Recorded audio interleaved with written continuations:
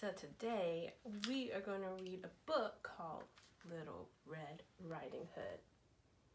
This is one of Miss Roy's favorite book, and I did leave an activity for you to go scavenger hunting in your neighborhood, kind of like how Little Red Riding Hood went around her village.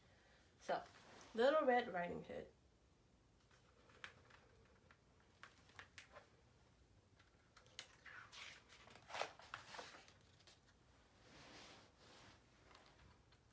Ever say hi, Little Red Riding Hood? Ooh, I see some spring flowers. And look at some birds. Once upon a time, there was a little girl who lived with her mommy in a cottage on the edge of a big forest.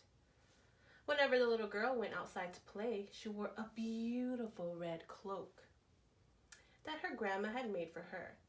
It had a big red hood, and so everyone called the little girl, what's her name? Little Red Riding Hood.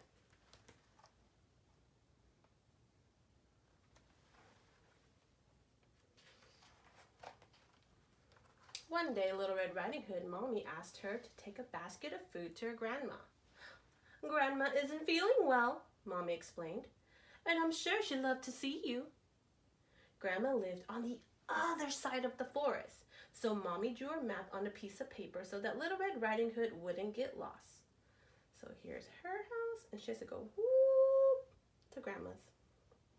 And remember, don't talk to any strangers along the way, said Mommy, helping Little Red Riding Hood into her cloak. Little Red Riding Hood took the basket of food and skipped into the forest. So what was the rule Mommy said? Don't talk to strangers. And we all know that, right?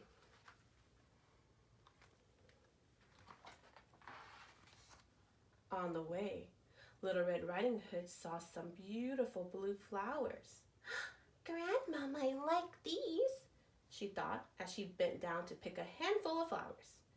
She didn't realize someone else was in the forest.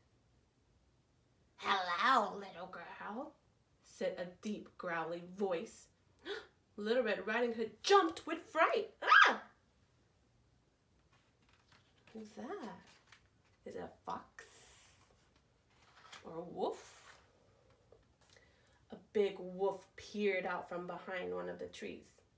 Oh, hello, replied Little Red Riding Hood, smiling back at the wolf.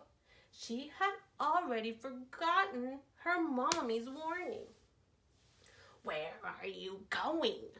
Growled the wolf. I'm visiting my sick grandma who lives on the other side of the forest, Little Red Riding Hood explained. Ah, what a kind girl you are, smiled the wolf, showing off his razor-sharp teeth. Oh, must be a good wolf, huh? Just then, the wolf's tummy gave a loud rumble. What was that? Said Little Red Riding Hood.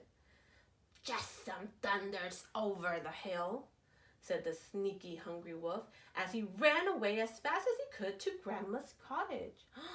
Oh no, there's Grandma's cottage and there's the wolf. Do you think Red Riding Hood knows where he's going?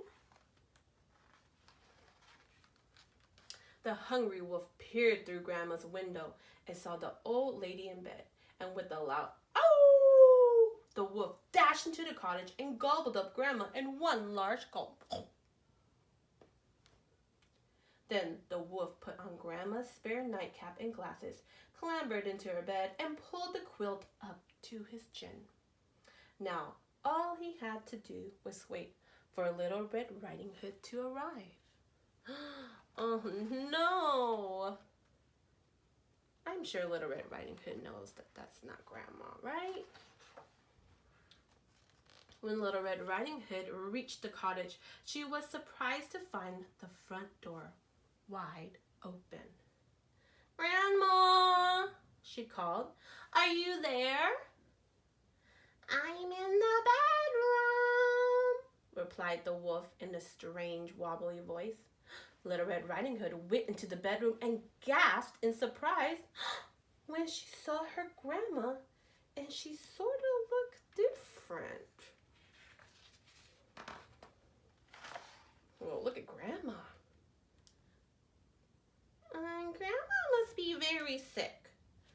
Little Red Riding Hood. I hope it isn't catching. What big eyes you have, Grandma, she said as she went over to the bed. All the better for seeing you with, the wolf replied in the same wobbly voice.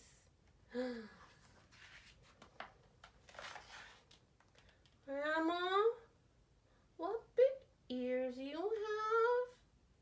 Little Red Riding Hood added, moving closer.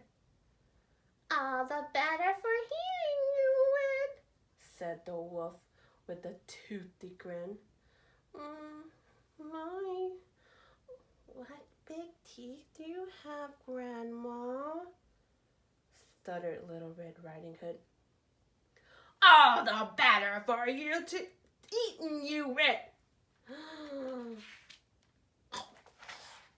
Little Red Riding Hood screamed and tried to run away, but the hungry wolf was too fast. He leaped out of the bed and gobbled her up in one single greedy gulp.